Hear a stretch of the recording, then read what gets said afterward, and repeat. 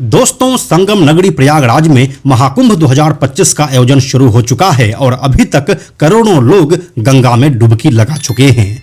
इस महाकुंभ के दौरान जो एक बात सबको सबसे ज्यादा आकर्षित करता है वो है नागा साधु। यह नागा साधु कहाँ रहते हैं और कुंभ में स्नान करने के बाद वे कहाँ चले जाते हैं, इस बात को कोई नहीं जानता है। लेकिन कुंभ के दौरान किसी किसी नागा साधु का जो श्रृंगार होता है वह काफी अलौकिक और मनमोहक होता है। कोई नागा साधु अपने पूरे शरीर पर भस्म लगाए रहते हैं तो कोई सिर्फ रुद्राक्ष से ही अपने शरीर को ढके रहते हैं। ऐसे में आइए हम आपको बताते हैं कि नागा साधु किन किन चीजों को अपना श्रृंगार बनाते हैं और वो उसे अपने शरीर पर क्यों धारण करते हैं। हेलो एंड नमस्कार, मेरा नाम है प्रशांत और आप देख रहे हैं बेजोड़जोड़ा.com का यूट्यूब चैनल। दोस्तों, नागा साधुओं का श्रृंगार आम जनता से बिल्कुल ही अलग होता है। जहां आम जनता body lotion, face wash, facial cream और महंगे महंगे परफ्यूम के पीछे पागल रहते हैं, वहीं नागा साधु को इन सांसारिक चीजों से कोई मतलब नहीं रहता है। वे बस अपनी धुन में ही रमे रहते हैं और प्राकृतिक चीजों को ही अपना श्रृंगार बनाते हैं। लेकिन वे चीजें क्या होती है, आइए आपको आगे वीडियो में बताते हैं। नंबर 1, भभूत या भस्म।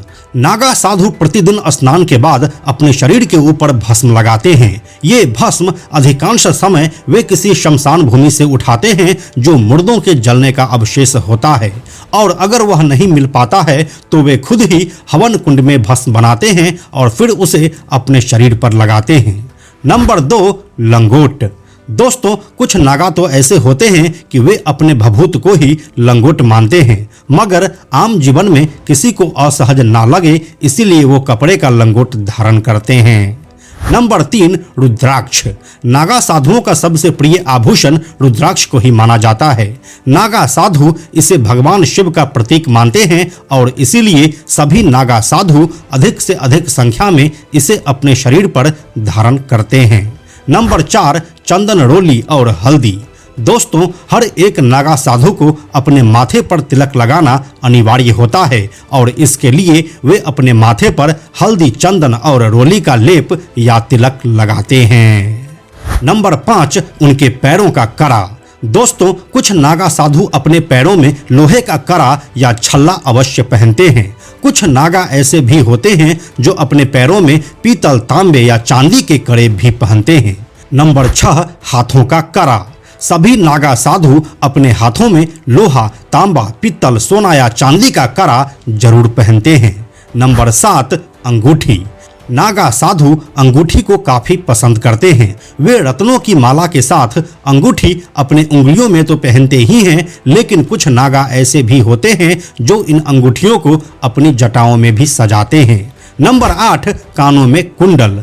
दोस्तों, यह एक ऐसा आभूषण होता है जिसे कई नागा साधु अपने कानों में पहनना पसंद करते हैं।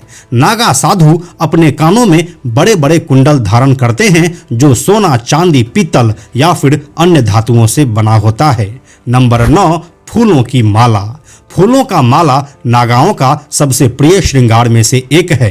फूलों की मालाओं से नागा साधु अपने कमर, शरीर और जटाओं को सजाते हैं और इसके लिए वह विशेष रूप से गेंदे के फूल का प्रयोग करते हैं। नंबर 10, उनके सर पर जटा।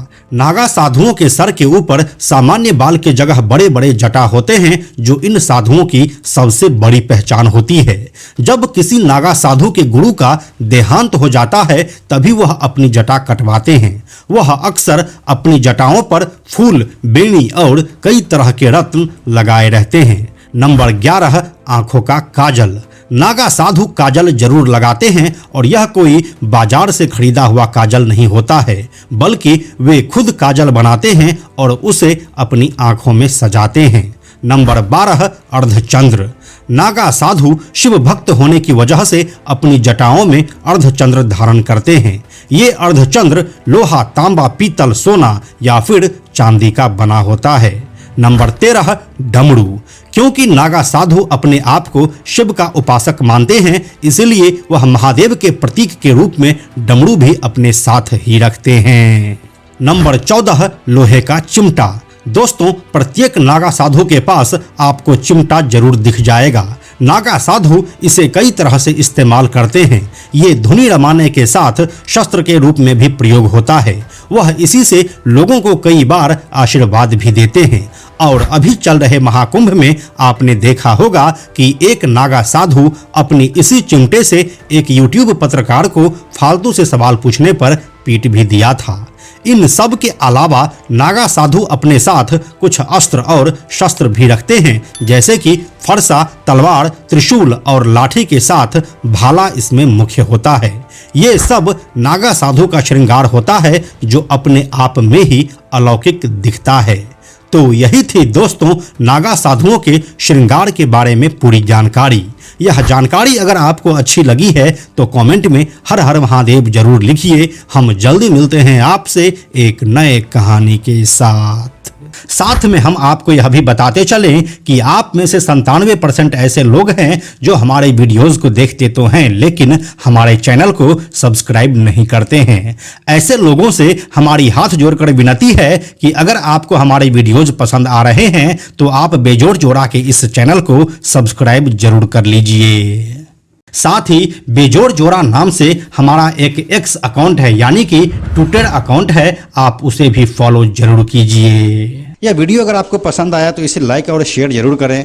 आने वाले वीडियोस के लिए बेजोड़ जोड़ा को सब्सक्राइब करके बेल आइकन को टच करना ना भूलें। Thank you so much.